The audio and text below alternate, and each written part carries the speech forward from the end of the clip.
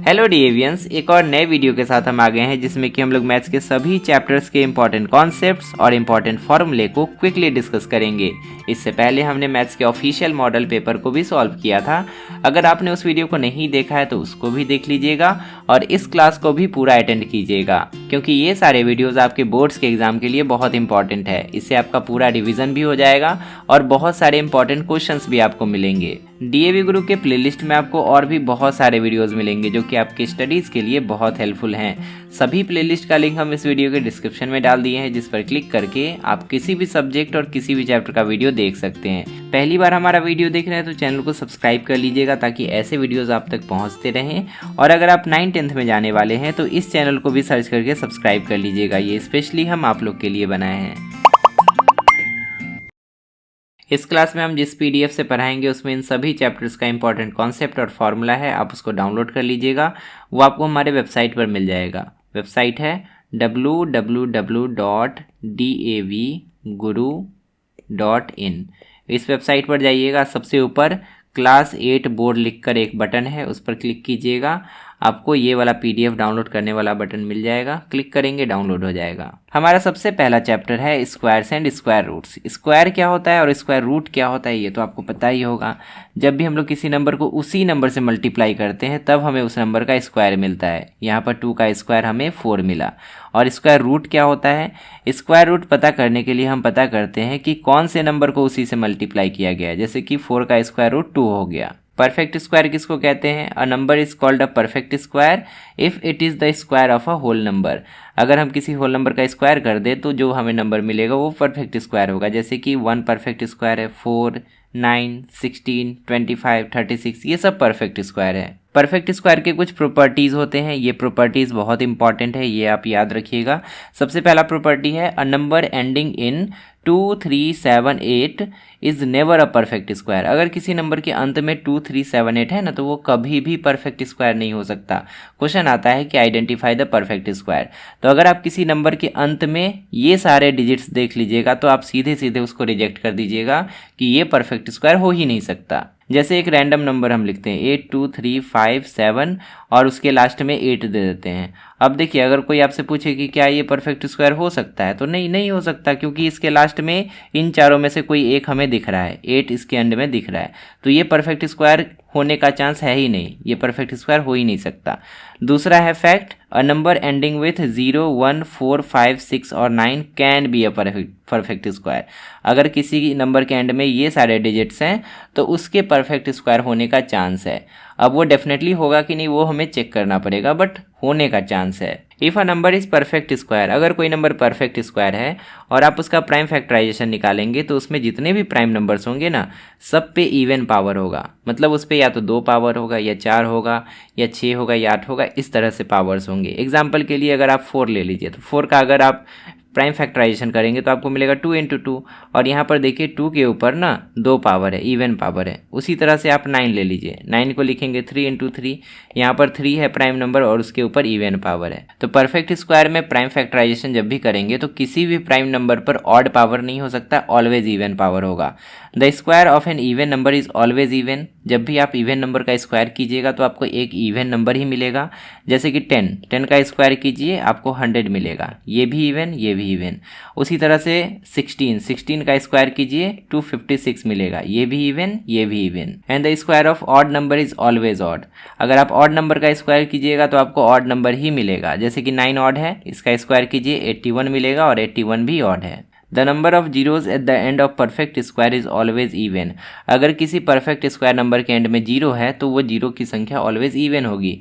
मतलब perfect square के अंत में 2 0 हो सकते हैं, 4 0 हो सकते हैं, 6 0 हो सकते हैं, कभी भी odd number of zeros last में नहीं होगा परफेक्ट स्क्वायर नंबर के। अब देखिए किसी भी नंबर का स्क्वायर कैसे निकालते हैं, तो एक तो आइडेंटिटी वाला फॉर्मूला लगा के हम स्क्वायर निकाल सकते हैं, जो कि ये सब है।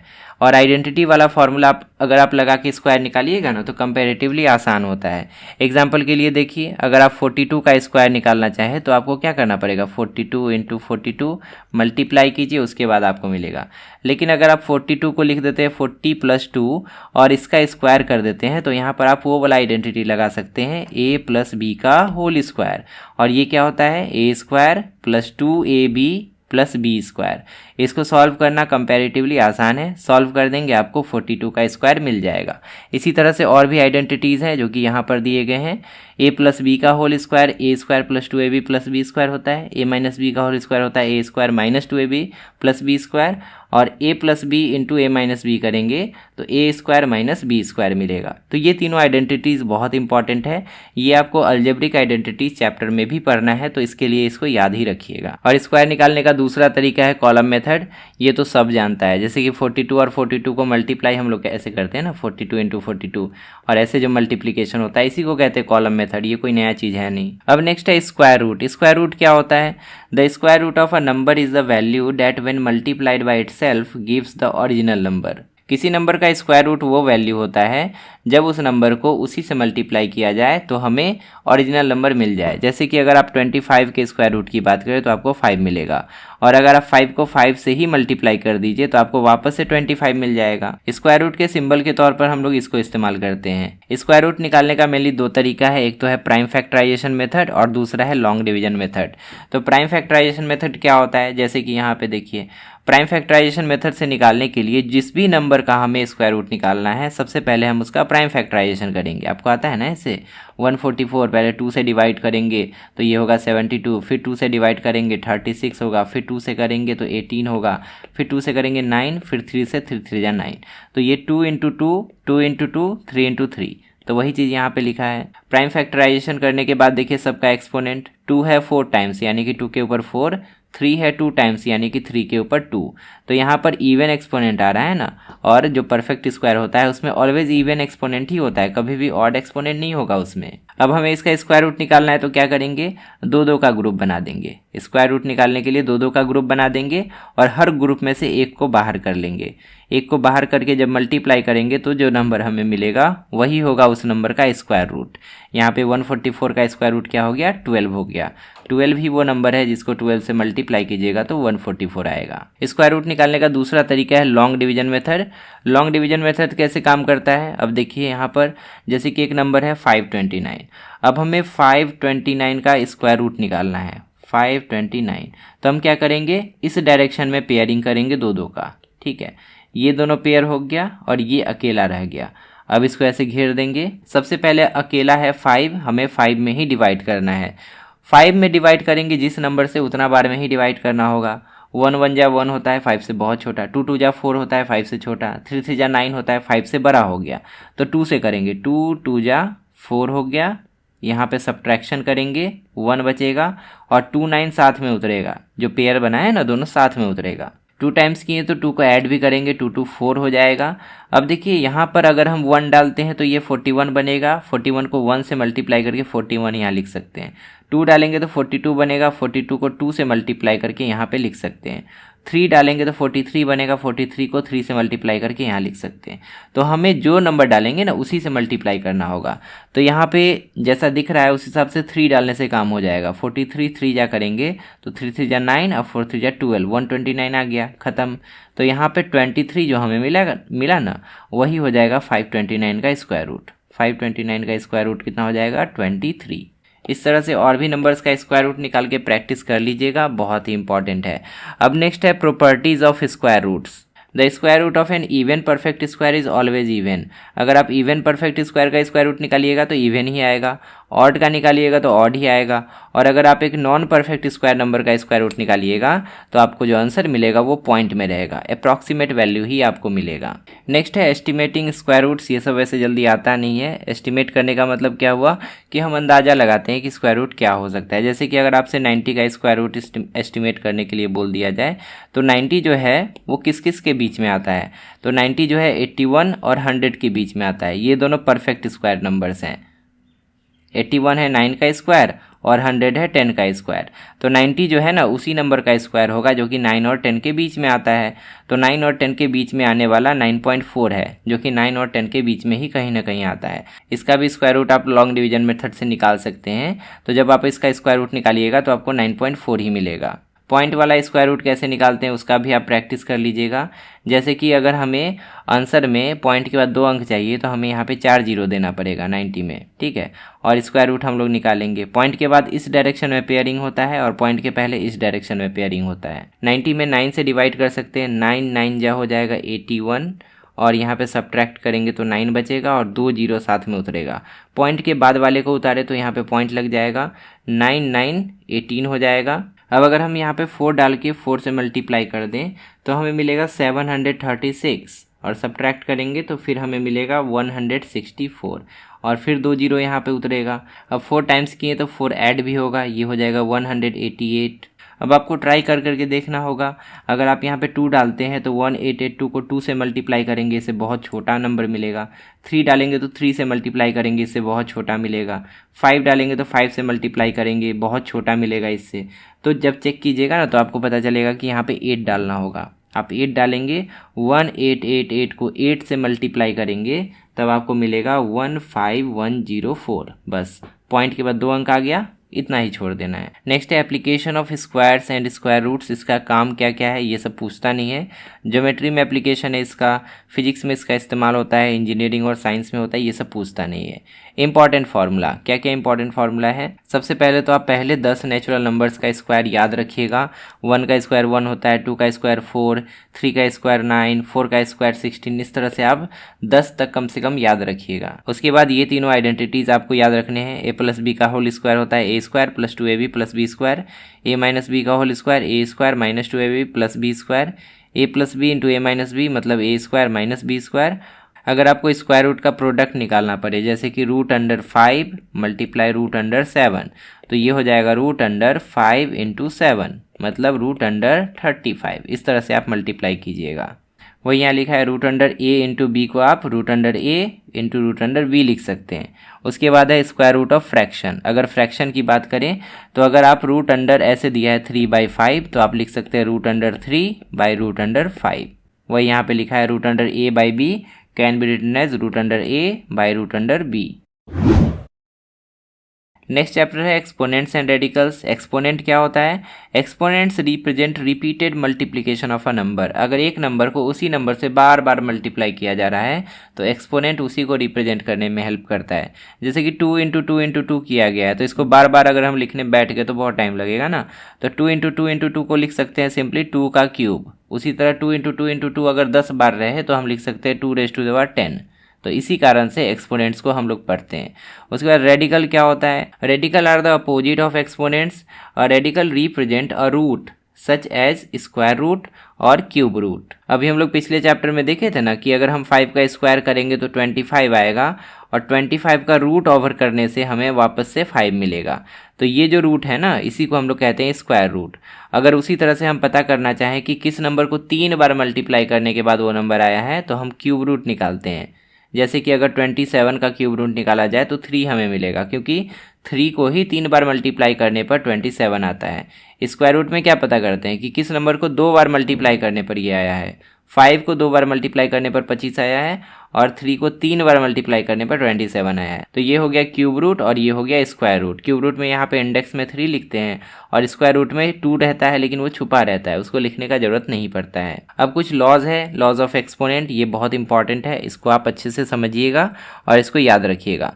तो सबसे पहला है मल्टीप्लिकेशन लॉ।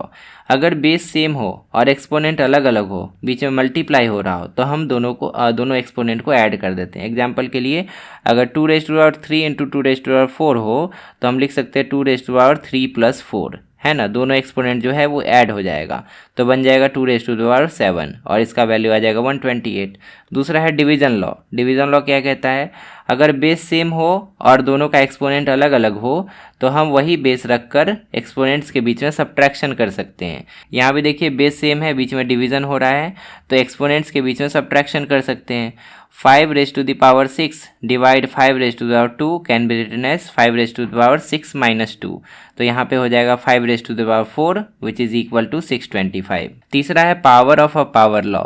अगर एक्सपोनेंट के ऊपर एक्सपोनेंट आ जाए तब क्या करेंगे? दोनों एक्सपोनेंट्स को मल्टीप्लाई कर देंगे। जैसे कि 3 का स्क्वायर है और उसके ऊपर 4 आ गया तो हम क्या लिख सकते हैं? 3 का स्क्वायर इंटू 4। तो यहाँ पे हो जाएगा 3⁻4 = 8। जो कि यहाँ किया है, और इसका वैल्यू इतना आ जाएगा। चौथा है जीरो एक्सपोनेंट लॉ। ये लॉ कहता है कि अगर आप किसी भी नॉन जीरो नंबर पे जीरो एक्सपोनेंट डाल देते हैं तो वैल्यू हमेशा 1 आएगा, जीरो नहीं डाल सकते। जीरो पे जीरो डालने से 1 नहीं आता है। नेक्स्ट है negative exponent law. Negative exponent law क्या कहता है कि अगर किसी नंबर पे नेगेटिव एक्सपोनेंट हो तो हम उसको पॉजिटिव बना सकते हैं। जैसे कि a raise to the power minus m है ना, तो हम उसको लिख सकते हैं 1/a raise to the power m। Example के लिए 2 raise to the power minus 3 था, तो हम उसको लिख सकते हैं 1/2 रेज टू द पावर 3, और ये हो जाएगा 1/8। तो इस तरह से जो नेगेटिव एक्सपोनेंट था ना, उसको हम लोग पॉजिटिव बना सकते हैं, केवल हमें उसे न्यूमरेटर से डिनोमिनेटर में, और अगर डिनोमिनेटर में वो है पहले से तो उसको न्यूमरेटर में भेज सकते हैं। ऐसा भी हो सकता है कि 1/2 raise to the power minus 3 हो, तो हम इसको लिख सकते हैं, इसको ऊपर भेजकर 2 रेज टू द पावर 3, और इसका जो एक्सपोनेंट है वो पॉजिटिव बन जाएगा। नेक्स्ट है power of a product law. अगर दो नंबर का प्रोडक्ट निकाला जा रहा है और उसके ऊपर एक्सपोनेंट है, जैसे कि a इंटू बी और उसके ऊपर एक्सपोनेंट है, तो हम इस एक्सपोनेंट को दोनों नंबर पे डाल सकते हैं। a पर भी उतना ही एक्सपोनेंट इंटू b पर भी उतना ही एक्सपोनेंट। लेकिन अगर बीच में यहाँ पे प्लस होता तो ऐसा नहीं कर सकते, ठीक ना, प्लस और माइनस होने से ऐसा नहीं कर सकते। यहाँ पे एग्जाम्पल भी दिया है कि 2 into 3 raise to the power 4 अगर हो तो हम 2 पर भी 4 डाल सकते हैं, इंटू 3 पर भी 4 डाल सकते हैं। आंसर जो है हमारा उतना ही आएगा। लेकिन ऐसा कभी मत कीजिएगा कि 2 + 3 के ऊपर अगर 4 है तो 2 पर भी 4 डाल दिए, प्लस 3 पर भी 4 डाल दिए। प्लस और माइनस के केस में ऐसा नहीं हो सकता कभी भी। यहाँ पे मल्टीप्लाई है इसीलिए होगा, और डिवाइड होने से भी होगा, जो कि नेक्स्ट है पावर ऑफ कोशेंट लो। अगर a डिवाइड b के ऊपर एक्सपोनेंट m है तो हम a के ऊपर भी एक्सपोनेंट m डाल सकते हैं, डिवाइडेड बाय b के ऊपर भी एक्सपोनेंट m डाल सकते हैं। जैसे कि यहाँ पर देखिए 4/5 के ऊपर एक्सपोनेंट 3 था, तो हम 4 का 3 भी 4⁻³ डिवाइडेड बाई 5⁻³ कर सकते हैं। ये हो जाएगा 64/125। नेक्स्ट है स्टैंडर्ड फॉर्म, जिसको कि साइंटिफिक नोटेशन भी कहा जाता है। जब बहुत बड़ा नंबर होता है या जब बहुत छोटा नंबर होता है तब इस तरह से हम उसको एक्सप्रेस कर सकते हैं। ये वेरी बिग नंबर है, यहाँ पे 5 और उस पर कितना जीरो है, 6 जीरो है, तो हम 5 × 10⁻6 लिख सकते हैं। और यहाँ पे क्या है, एक छोटा नंबर है, वेरी स्मॉल नंबर है, 0.00045 है, जिसको कि हम अगर फ्रैक्शन में लिखें तो ये हो जाएगा 45 डिवाइडेड बाई 1 और इस पर 5 जीरो, इतना हो जाएगा ना। इसको हम ऐसे भी लिख सकते हैं 45 डिवाइडेड बाई 10⁵, और इसको लिख सकते हैं 45 × 10⁻⁻5, जो नीचे था उसको ऊपर ले आए। लेकिन स्टैंडर्ड फॉर्म का एक कंडीशन होता है कि यहाँ पर ये जो पहला नंबर है ना, ये 1 और 10 के बीच में ही रह सकता है। 1 या 1 से बड़ा रहेगा और 10 से हमेशा छोटा रहेगा। ये जो 45 है ये 45 नहीं रह सकता। तो इसके लिए हम क्या करेंगे, यहाँ पर 10 से डिवाइड कर देंगे और 10 से मल्टीप्लाई भी कर देंगे, ताकि वैल्यू में चेंज भी ना आए और जो हमारा डिज़ायर्ड वैल्यू है वो भी हमें मिल जाए। तो 45/10 करने से 4.5 आएगा। अब हो गया ना, 1 और 10 के बीच में 4.5 हो गया, और ये जो 10 है 10 से जब मल्टीप्लाई होगा तो ये 10⁻⁻4 बन जाएगा। तो हो गया स्टैंडर्ड फॉर्म, जो कि यहाँ पे लिख के भी बताया है। रेडिकल्स क्या होते हैं, एग्जाम्पल के लिए देखिए, अगर आप स्क्वायर रूट निकालने की बात करें तो जैसे कि हम लोग 16 का स्क्वायर रूट निकालते हैं तो हमें मिलता है 4। तो ये जो फॉर्म हुआ ना, ये जो फॉर्मेट हुआ उसको हम लोग रेडिकल फॉर्मेट कहते हैं, और ये जो फॉर्मेट हुआ इसको हम लोग एक्सपोनेंशियल फॉर्मेट कहते हैं। तो 16 को जैसे हम लिख सकते हैं ना 4 के ऊपर स्क्वायर, तो ये हो गया एक्सपोनेंशियल फॉर्मेट और ये हुआ रेडिकल फॉर्म। तो यहाँ पर ध्यान से समझिए कि रेडिकल्स किस किस तरह के हो सकते हैं। एक होता है स्क्वायर रूट के लिए रेडिकल यूज़ होता है, दूसरा है क्यूब रूट के लिए रेडिकल यूज़ होता है, और nth रूट के लिए भी रेडिकल यूज़ होता है। जैसे कि अगर हम स्क्वायर रूट के रेडिकल की बात करें तो 16 का जो स्क्वायर रूट अभी हम लिखे थे, इसको अगर हम एक्सपोनेंशियल फॉर्म में लिखना चाहें तो ये हो जाएगा 16⁻1/2, क्योंकि यहाँ पे ना 2 हिडन रहता है। उसी तरह अगर हम क्यूब रूट के रेडिकल की बात करें तो क्यूब रूट का रेडिकल हो गया 27 परफेक्ट क्यूब है। इसका अगर हम लोग क्यूब रूट निकालेंगे तो यहाँ पे 3 लिखा रहेगा, और उसको अगर हम एक्सपोनेंशियल फॉर्म में लिखेंगे तो ये हो जाएगा 27⁻1/3, जो इंडेक्स है ना यहाँ पे /3 के फॉर्म में आ जाएगा। उसी तरह से अगर हम nth रूट की बात करें तो जैसे कि यहाँ पे कोई नंबर है, रैंडम नंबर है x, अगर हम उसका nth रूट निकालें तो ये हो जाएगा x⁻1/n। यहाँ पर जो नंबर होता है ना, इसको इंडेक्स कहते हैं। ये जो छोटू सा नंबर लिखा हुआ है इसको इंडेक्स कहा जाता है। और जब इस नंबर को, इस चीज़ को हम लोग एक्सपोनेंशियल फॉर्म में लिखेंगे तब वही इंडेक्स कहाँ चले जाता है, 1/, यहाँ पे नीचे में चले जाता है, यहाँ पे 1/, के नीचे चले जाता है। अब नेक्स्ट है प्रॉपर्टीज ऑफ रेडिकल्स। सबसे पहले रेडिकल्स के साथ मल्टीप्लिकेशन कैसे करेंगे, तो ये तो हम पहले भी डिस्कस किए कि अगर √5 हो इंटू √3 हो तो हम लिख सकते हैं √5 इंटू 3, ये हो जाएगा √15। तो वही यहाँ पे पहले बताया, एग्जाम्पल भी दिया है। दूसरा है कोशेंट रूल, अगर √3 हो डिवाइड बाई √5 हो तो हम लिख सकते हैं √3/5। तो दूसरा रूल ये हो गया। नेक्स्ट है पावर रूल। पावर रूल क्या कहता है, अगर रेडिकल के ऊपर पावर हो जाए, जैसे कि रेडिकल a इसके ऊपर m है तो हम लिख सकते हैं इसको a के ऊपर m/2। अब देखिए ये थोड़ा सा ट्रिकी है, इसको अच्छे से समझिए। ये जो अंदर वाला चीज़ है रेडिकल, इसको अगर हम एक्सपोनेंशियल फॉर्म में लिखेंगे तो क्या लिखेंगे, इसको लिखेंगे a⁻1/2, क्योंकि ये रूट ओवर है, रूट में यहाँ पे 1/2 आता है और इसके ऊपर m है। अब देखिए एक्सपोनेंट के ऊपर एक्सपोनेंट आ गया ना, एक एक्सपोनेंट उसके ऊपर एक और एक्सपोनेंट, तो दोनों मल्टीप्लाई होता है, हम अभी बताए थे। तो ये हो जाएगा a⁻m और 1/2 को मल्टीप्लाई कर देंगे 1/2 इंटू m, तो ये हो जाएगा a⁻m/2। तो वही चीज़ तो यहाँ पे लिखा है। इस कॉन्सेप्ट का यूज़ बहुत सारे क्वेश्चन में होता है। एक क्वेश्चन हम करके भी बता देते हैं। अगर आपको दे दे 27⁻2/3, इसका वैल्यू कितना आएगा, तो 27 को आप क्या लिख देंगे, लिख देंगे 3⁻3, क्योंकि 3 इंटू 3 करने से 27 आता है और इसके ऊपर है 2/3। अब देखिए एक्सपोनेंट के ऊपर एक्सपोनेंट है तो मल्टीप्लाई होगा ना, 3⁻3 इंटू 2/3। अब ये 3 कट जाएगा, बचेगा 3⁻2 और 3⁻2 आपको पता है 9, तो इस तरह से 9 हमें आंसर मिल गया। तो ये जो इतना कॉम्प्लिकेटेड लग रहा था, इस तरह से हमने सॉल्व करके 9 आंसर निकाल लिया। तो इस तरह से आप एग्जाम में सॉल्व कीजिएगा। नेक्स्ट है रैशनलाइजिंग द डिनोमिनेटर। डिनोमिनेटर को रैशनलाइज कैसे किया जाता है, तो जैसे कि 1/√5 है, ये वैसे आपके सिलेबस में शायद नहीं है, तो इसको रैशनलाइज करने के लिए सेम जो नीचे डिनोमिनेटर में है ना, उसी से ऊपर भी मल्टीप्लाई कर देंगे, नीचे भी मल्टीप्लाई कर देंगे। √5 और √5 मल्टीप्लाई होकर 5 बन जाएगा और ऊपर √5 आ जाएगा। तो डिनोमिनेटर जो कि पहले इरेशनल था √5, अब रैशनल बन गया 5। Application of exponents and radicals, ये सब आता नहीं है। नेक्स्ट है इंपॉर्टेंट फार्मूला सब देख लीजिए। पहला है a⁻m into a⁻n equal to a⁻m plus n। Exponent यहाँ पे ऐड हो जाएगा। अगर वही डिवीज़न में है तो एक्सपोनेंट में सब्ट्रैक्शन होगा।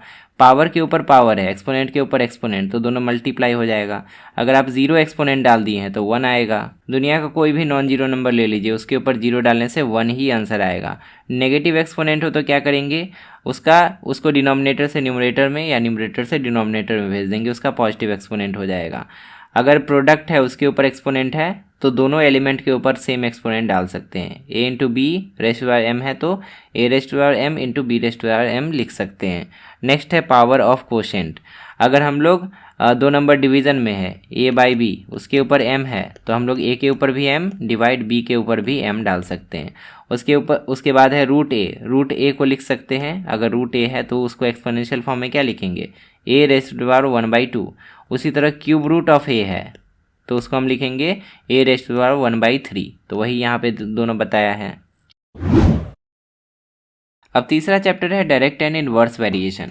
मैथमेटिक्स में एक क्वांटिटी जब दूसरे क्वांटिटी से रिलेटेड होती है तो एक में जब भी बदलाव होता है तो दूसरे में भी बदलाव हो जाता है ऑटोमेटिकली। तो इसी को हम लोग डायरेक्ट एंड इनवर्स वेरिएशन के अंदर पढ़ते हैं। अब ये जो बदलाव होते हैं, एक क्वांटिटी के बदलने से दूसरा भी जो बदल जाता है, ये 2 तरह से हो सकता है। एक होता है डायरेक्ट वेरिएशन और दूसरा होता है इनवर्स वेरिएशन। तो पहले डायरेक्ट वेरिएशन को समझते हैं। डायरेक्ट वेरिएशन क्या होता है, 2 quantities x and y are said to be in direct variation if an increase in one quantity leads to a proportional increase in other। मतलब अगर आप एक क्वांटिटी को बढ़ाते तो दूसरा भी बढ़ जाता है, और जितना आप एक को बढ़ाएंगे उतना ही दूसरा भी बढ़ेगा, उसी रेट से बढ़ेगा। तब हम इस तरह के वेरिएशन को डायरेक्ट वेरिएशन कहते हैं। डायरेक्ट वेरिएशन के केस में रेशियो ऑलवेज सेम रहता है। x और y कितना भी बदल जाए, x1 हो गया, y1 हो गया, x2 हो गया, y2 हो गया, आप x1 y1 का रेशियो निकालिए तो जितना आपको मिलेगा उतना ही x2 y2 का भी रेशियो मिलेगा। x और y कितना भी बदल जाए, रेशियो कभी नहीं बदलता है। कुछ और भी प्रॉपर्टीज़ है जो कि यहाँ पर बताया गया है, जैसे कि ratio of x and y remains constant, ये तो हो गया। दूसरा, if one quantity doubles the other also doubles. अगर x डबल होता है तो y भी डबल हो जाएगा। If one quantity becomes half other also becomes half, अगर x आधा हो जाता है तो y भी ऑटोमेटिकली आधा हो जाएगा। ये चीज़ आपको एग्जाम्पल से अच्छे से समझ में आएगा। The cost of items is directly proportional to the number of items purchased, आप जितना ज़्यादा पैसा लगाएंगे उतना ज़्यादा सामान खरीदेंगे, जितना कम पैसा लगाएंगे उतना कम सामान आपको मिलेगा। तो ये दोनों एक दूसरे के डायरेक्टली प्रोपोर्शनल है। दूसरा, the distance travel is directly proportional to the time taken at constant speed, अगर आप सेम स्पीड से चल रहे हैं तो जितना ज़्यादा डिस्टेंस आप ट्रैवल करेंगे उतना ज़्यादा टाइम लगेगा, कम डिस्टेंस ट्रैवल करेंगे तो कम टाइम लगेगा। तो ये सब जो एग्जांपल है ना वो डायरेक्ट वेरिएशन का एग्जांपल है। एक क्वेश्चन भी यहाँ पर सॉल्व करके बताया है कि 5 बुक का कॉस्ट 150 रुपया है तो 8 बुक का कॉस्ट कितना होगा। तो देखिए 5 से 8 हो गया तो दाम भी बढ़ेगा ना, तो ये डायरेक्ट वेरिएशन का क्वेश्चन है। तो यहाँ पर रेशियो को हमेशा कॉन्स्टेंट रहना पड़ेगा। बुक कॉस्ट इसका भी तो कुछ कॉस्ट आएगा ना, तो उसका कॉस्ट मान लेते हैं x है, तो book by cost equal to होगा बुक बाई कॉस्ट, ठीक ना। तो 5/150 इक्वल होगा 8/x। तो इस x का वैल्यू निकालने के लिए इस इक्वेशन को सॉल्व करेंगे। तो 5 × x होगा 5x इक्वल टू 8 × 150, तो x हो जाएगा 8 × 150 डिवाइडेड बाई 5। तो 5 से ये 30 टाइम्स में 30 × 8 करेंगे तो 240 आ जाएगा। तो 240 प्राइस हो गया 8 बुक्स का। तो इस तरह से हम लोग डायरेक्ट वेरिएशन का क्वेश्चन को सॉल्व करते हैं। दूसरा है इन्वर्स वेरिएशन। इन्वर्स वेरिएशन के केस में क्या होता है, अगर एक क्वांटिटी के बढ़ने से दूसरा घटने लगे तब हम उस तरह के वेरिएशन को कहते हैं इन्वर्स वेरिएशन। और जब भी इन्वर्स वेरिएशन होगा ना तो दोनों क्वांटिटी का प्रोडक्ट ऑलवेज कांस्टेंट रहेगा। x और y कितना भी बदल जाए लेकिन अगर आप उन दोनों को मल्टीप्लाई कीजिएगा ना तो हमेशा सेम नंबर ही मिलेगा। तो इन्वर्स वेरिएशन के क्या क्या इंपॉर्टेंट प्रॉपर्टीज हो गए, सबसे पहला the product of x and y remains constant. दूसरा, if one quantity doubles other becomes half, अगर एक क्वांटिटी का आप डबल कीजिएगा तो दूसरा आधा हो जाएगा। If one quantity becomes 1/3 the other quantity becomes 3 times, अगर आप एक क्वांटिटी को 1/3 कर दीजिएगा तो दूसरा क्वांटिटी जो है ना वो 3 गुना हो जाएगा। मतलब दो क्वांटिटी है ना x और y, अगर आप एक को जितने से भाग दीजिएगा ना, मान लीजिए इसको 5 से डिवाइड कर दिए, ये 5 टाइम्स डिवाइड हो गया तो ये जो है ना 5 टाइम्स मल्टीप्लाई हो जाएगा। तो इस तरह से वैरी करता है दोनों। एग्जाम्पल से समझिए, एग्जाम्पल से और अच्छा समझ में आएगा। स्पीड और टाइम ये दोनों जो है ना इन्वर्स वेरिएशन का एग्जाम्पल है। स्पीड जितना बढ़ेगा किसी दूरी को तय करने में टाइम उतना ही कम लगेगा, होता है ना, जितना ज़्यादा स्पीड चलाइए टाइम उतना ही कम लगेगा। दूसरा एग्जांपल है number of workers and time taken to complete a task, आप जितना ज़्यादा आदमी लगा दीजिए किसी काम को करने में उतना ही कम समय लगेगा उसको पूरा होने में, और कम आदमी लगाइएगा तो ज़्यादा समय लगेगा काम पूरा होने में। तो ये भी इन्वर्स वेरिएशन का एग्जाम्पल है। The brightness of light bulb decreases as distance increases, brightness bulb का घट जाता है जब जितना दूरी आप चले जाते हैं, जितना दूर आप जाएंगे उसका ब्राइटनेस उतना कम आपको मिलेगा, है कि नहीं। तो ये भी इन्वर्स प्रोपोर्शन का एग्जाम्पल है। अब चलिए एक एग्जाम्पल क्वेश्चन देखते हैं। 6 वर्कर है, 20 दिन लेता है काम को कंप्लीट करने में, तो 10 वर्कर कितना समय लगाएगा। तो देखिए 6 वर्कर 20 दिन लेता था, अब वर्कर बढ़ गया ना तो कम समय लगेगा। ये इन्वर्स वेरिएशन का केस है। तो इन्वर्स वेरिएशन के केस में प्रोडक्ट इक्वल होता है। मान लेते 10 वर्कर जो है ना x दिन का समय लगाता है, तो इन दोनों का प्रोडक्ट जो है ना इन दोनों के प्रोडक्ट के इक्वल होगा, यानी कि 6 × 20 इक्वल होना चाहिए 10 × x के। तो x इक्वल टू क्या हो जाएगा 6 × 20 डिवाइड बाई 10, तो 10 2 × 20, 6 2 × 12। तो यहाँ पर हमें पता चल गया कि 10 वर्कर अगर होंगे तो 12 डेज़ का ही समय लगेगा, जो कि पहले 20 डेज़ लग रहा था अब 12 डेज़ का ही समय लगेगा। तो इस तरह से आप एग्जाम में बनाइएगा क्वेश्चन। अब यहाँ पे डिफरेंस दोनों के बीच में बताया है कि डायरेक्ट और इन्वर्स वेरिएशन में क्या डिफरेंस है।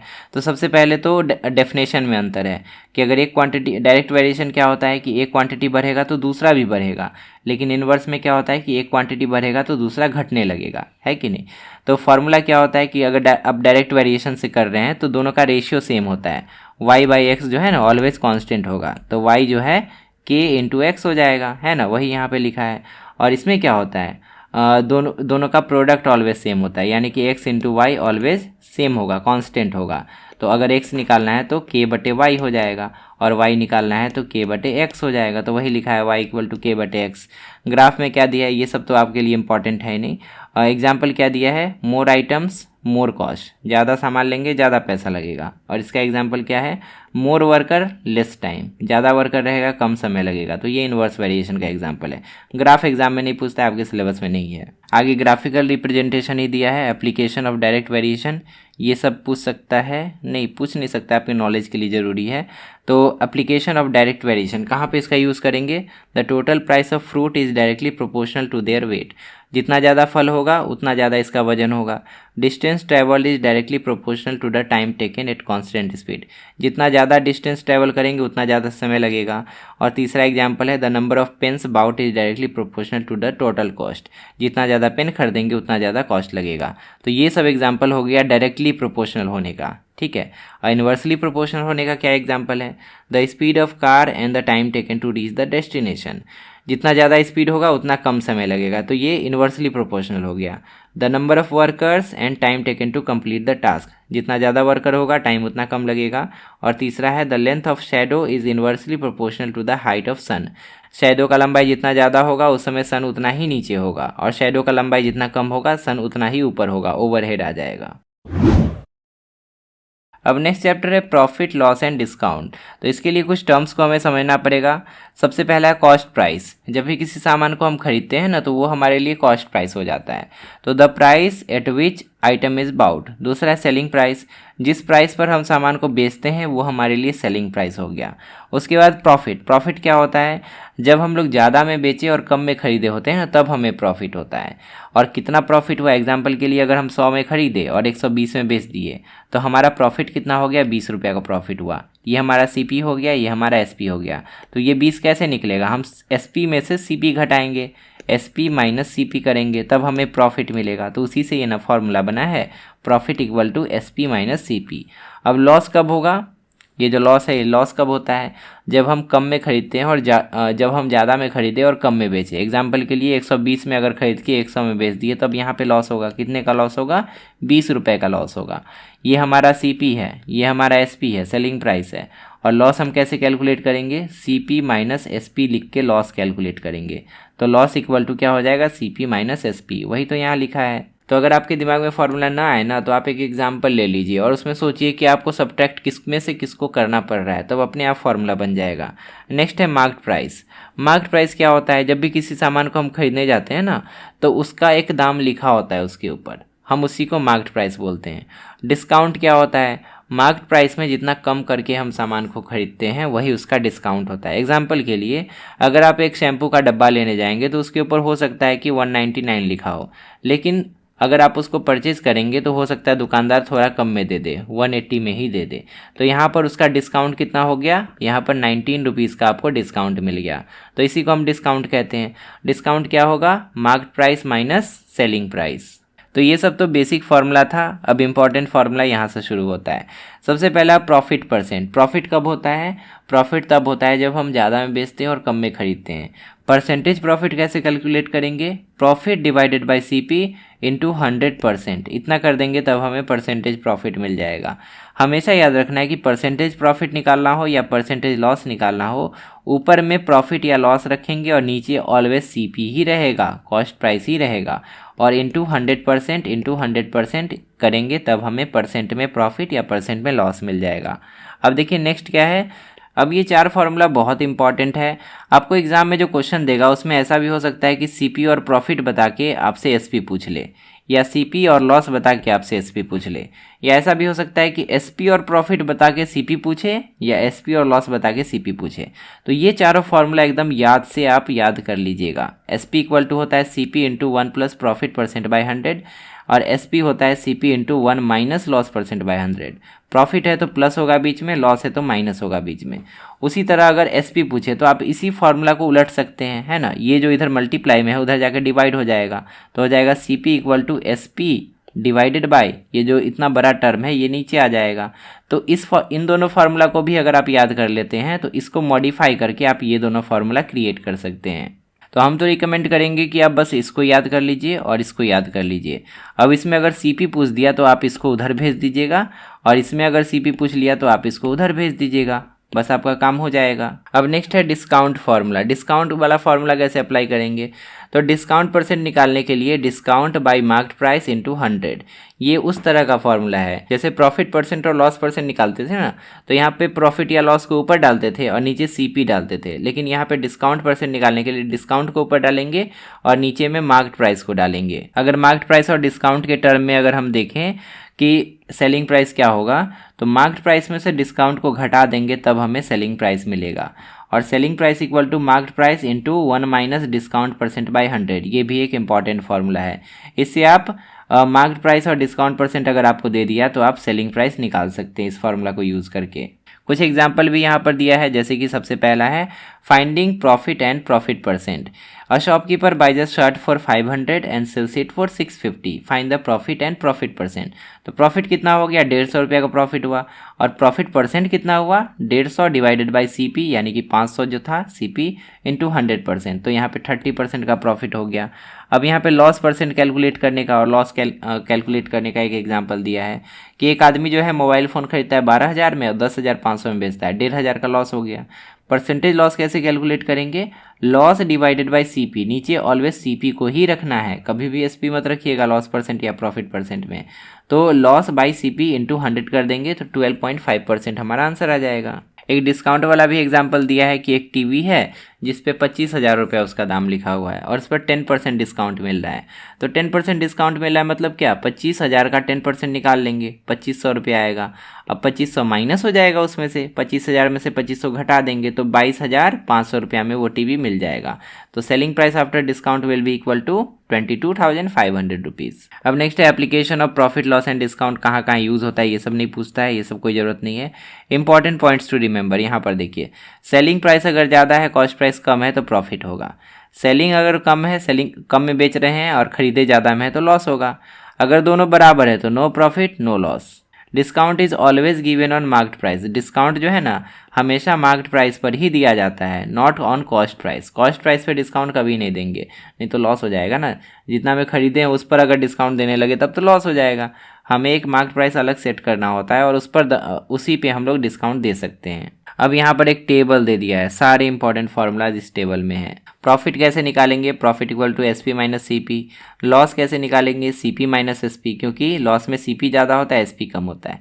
Profit percentage, profit by CP into 100, इतना परसेंट हो जाएगा। Loss percentage, loss by CP into 100%। SP से सीपी और प्रॉफिट से एसपी कैसे निकालेंगे, CP into 1 plus profit percent by 100। ये दोनों फार्मूला तो बोले थे ना इंपॉर्टेंट है, ये दोनों एकदम रट लीजिएगा। इसी दोनों फार्मूला से ये दोनों फार्मूला निकल सकता है, ये तो बताए ही। डिस्काउंट परसेंट इक्वल टू क्या होता है, discount by marked price into 100%, और सेलिंग प्राइस इक्वल टू क्या होता है, marked price into 1 minus discount percent by 100। तो ये दोनों फार्मूला देखिए एकदम सिमिलर है। यहाँ पे अंतर क्या है, सीपी के जगह मार्क्ड प्राइस है, लॉस परसेंट के जगह डिस्काउंट परसेंट है, और बाकी सब सेम है कि नहीं। और उसी से आप मतलब एक फार्मूला अगर आप याद रखें तो कंपेयर करके दूसरा फार्मूला भी आप क्रिएट कर सकते हैं। नेक्स्ट चैप्टर है कंपाउंड इंटरेस्ट। कंपाउंड इंटरेस्ट क्या होता है, जब हर साल इंटरेस्ट के ऊपर भी आपको इंटरेस्ट मिलने लगता है तब उसको हम लोग कंपाउंड इंटरेस्ट कहते हैं। तो दोनों के डेफिनेशन से ही हमें बेसिक डिफरेंस दोनों में पता चल जाएगा। सिंपल इंटरेस्ट क्या होता है, interest is calculated only on the principal amount, शुरू में जितना प्रिंसिपल था ना उसी पर इंटरेस्ट कैलकुलेट होगा। और जो कंपाउंड इंटरेस्ट होता है, interest is calculated on principal amount as well as the accumulated interest from previous period. मतलब जितना इंटरेस्ट बनेगा ना उस पर भी इंटरेस्ट लगेगा, मतलब इंटरेस्ट के ऊपर भी इंटरेस्ट लगेगा, तब उसको हम लोग कंपाउंड इंटरेस्ट बोलते हैं। अब इंपॉर्टेंट टर्म्स इसमें क्या क्या है, प्रिंसिपल, तो जो ओरिजिनल अमाउंट होता है जिसको बोरो किया जाता है या इन्वेस्ट किया जाता है उसको प्रिंसिपल कहते हैं। रेट ऑफ इंटरेस्ट क्या है, जितना परसेंट हर साल बदलता है, या तो बढ़ता है या घटता है, तो उसको हम लोग रेट ऑफ इंटरेस्ट कहते हैं। समय, टाइम, टाइम किसको कहते हैं, जितने समय के लिए बोरो किया गया है या इन्वेस्ट किया गया है उसको हम लोग टाइम कहते हैं। उसके बाद है कंपाउंड इंटरेस्ट, तो जब कंपाउंड इंटरेस्ट कैलकुलेट किया जाता है तो जितना पैसा बढ़ जाता है प्रीवियस ईयर्स में हम उसको कंपाउंड इंटरेस्ट कहते हैं, जितना पैसा बढ़ जाता है या जितना पैसा घट जाता है। कंपाउंड इंटरेस्ट का फॉर्मूला क्या है, कंपाउंड इंटरेस्ट का डायरेक्ट फार्मूला आप याद नहीं रखिए, कन्फ्यूजिंग है, उससे अच्छा आप अमाउंट का फार्मूला याद रखिए। अमाउंट इक्वल टू होता है P into 1 plus R by 100 raise to the power T. यहाँ पर पी है प्रिंसिपल, यहाँ पे सब तो दिया है, ये है amount after T years, P है आपका प्रिंसिपल अमाउंट, R है आपका rate of interest per annum और T है टाइम इन ईयर्स। तो इस तरह से आपका कंपाउंड अमाउंट जब मिल जाएगा तो कंपाउंड इंटरेस्ट भी आप निकाल सकते हैं। अमाउंट में से प्रिंसिपल को घटा दीजिए, आपका कंपाउंड इंटरेस्ट मिल जाएगा। अब देखिए compound interest calculation on different time periods. Compound interest अगर एनुअली कंपाउंडिंग हो तो कैसे निकालते हैं, मतलब हर साल अगर इंटरेस्ट कैलकुलेट होता हो तो कैसे निकालेंगे। जो नॉर्मल फार्मूला है वहाँ पर वही यूज़ होगा। यहाँ पर टाइम जो है ईयर में रहना चाहिए, रेट जो है पर एनम में रहना चाहिए और प्रिंसिपल रुपीज़ में रहेगा। उसके बाद दूसरा है हाफ ईयरली कंपाउंडिंग, मतलब क्या हुआ कि हर आधे साल में इंटरेस्ट कैलकुलेट होगा।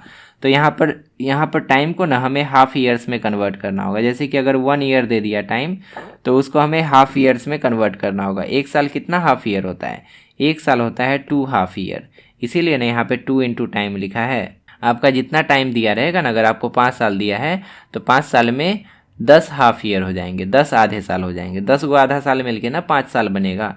तो वही 5 year equal to 10 half year. तो जो भी ईयर में आपको टाइम दिया है उसको 2 से मल्टीप्लाई करके यहाँ लिखेंगे हाफ ईयर कंपाउंडिंग में, और रेट जो भी रहेगा ना उसको 2 से डिवाइड करके लिखेंगे, क्योंकि हाफ ईयर के हिसाब से करें तो जब भी रेट हमें दिया रहता है ना पर एनम में दिया रहता है, पूरे साल का रेट दिया रहता है।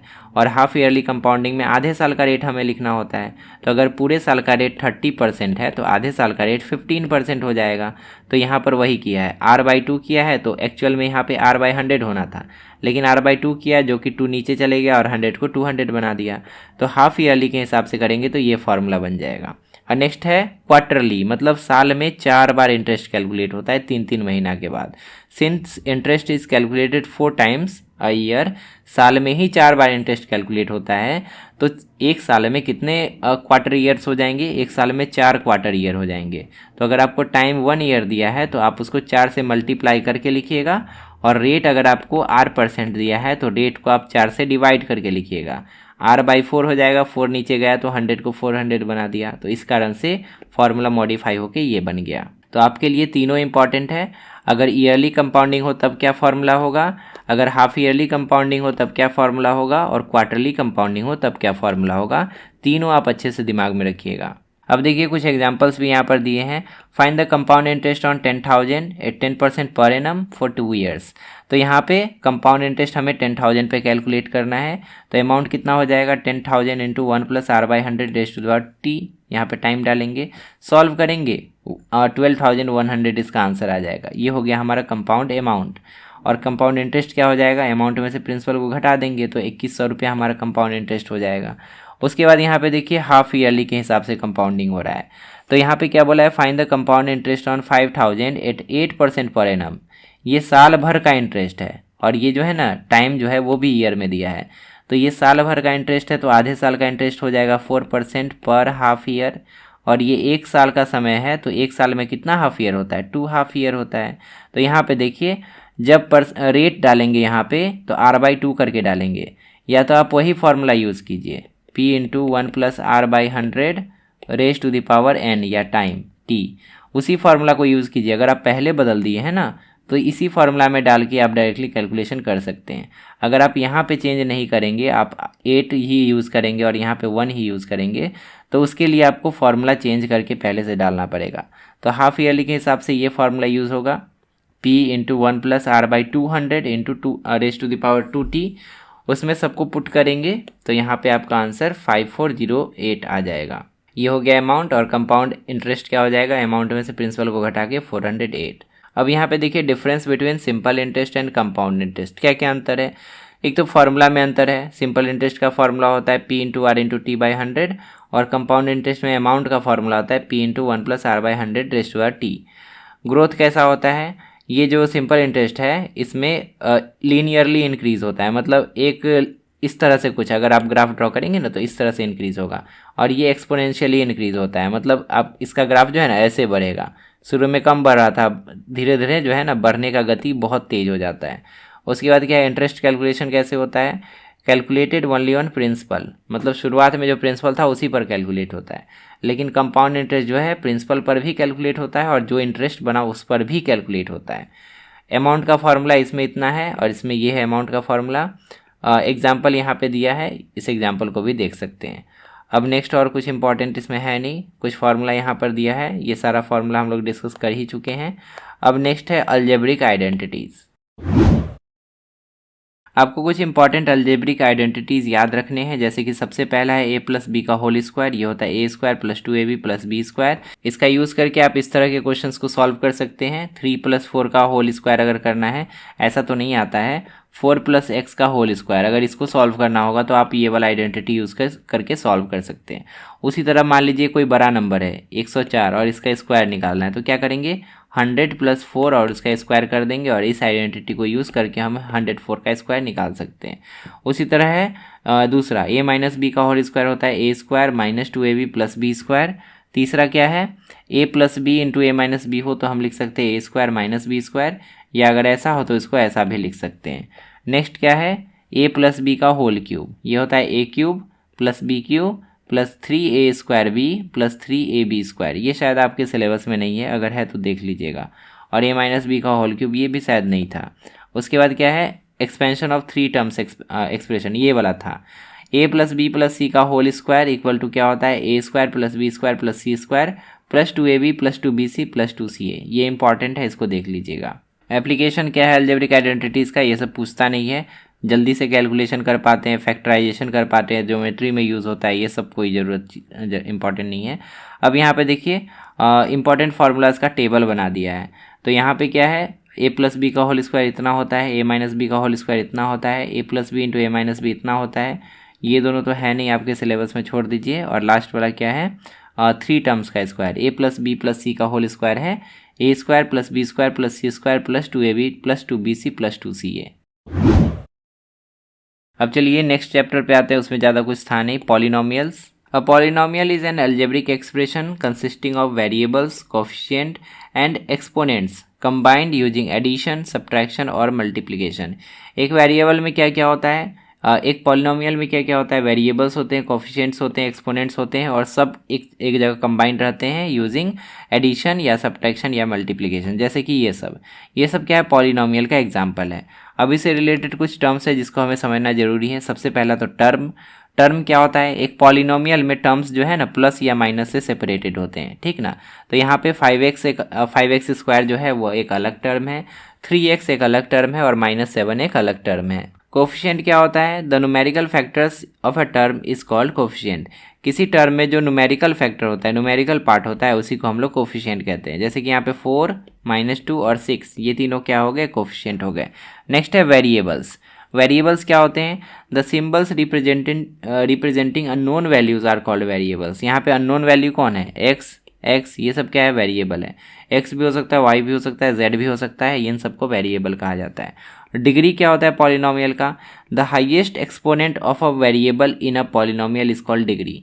जो हाईएस्ट एक्सपोनेंट है, जैसे कि एक्स यहाँ पे है वेरिएबल एक्स, उसका हाईएस्ट एक्सपोनेंट 3 है तो इसका डिग्री 3 हो जाएगा। यहाँ पे हाईएस्ट एक्सपोनेंट 2 है तो इसका डिग्री 2 हो जाएगा। नेक्स्ट है टाइप्स ऑफ पॉलिनोमियल। पॉलिनोमियल कितने टाइप के होते हैं, एक है कांस्टेंट पॉलिनोमियल, दूसरा है लीनियर पॉलिनोमियल। कांस्टेंट क्या होता है, जिसमें कि केवल नंबर ही होता है। लीनियर क्या होता है, जिसमें कि वेरिएबल के ऊपर 1 एक्सपोनेंट हो, यानी कि जिसका डिग्री 1 हो। डिग्री 1 है तो लीनियर पॉलिनोमियल, एग्जाम्पल यहाँ है। क्वाड्रेटिक पॉलिनोमियल किसको कहेंगे, डिग्री 2 होना चाहिए, जैसे कि एक्स स्क्वायर है इसमें, तो ये डिग्री 2 वाला पॉलिनोमियल हो गया, इसको क्वाड्रेटिक पॉलिनोमियल कहते हैं।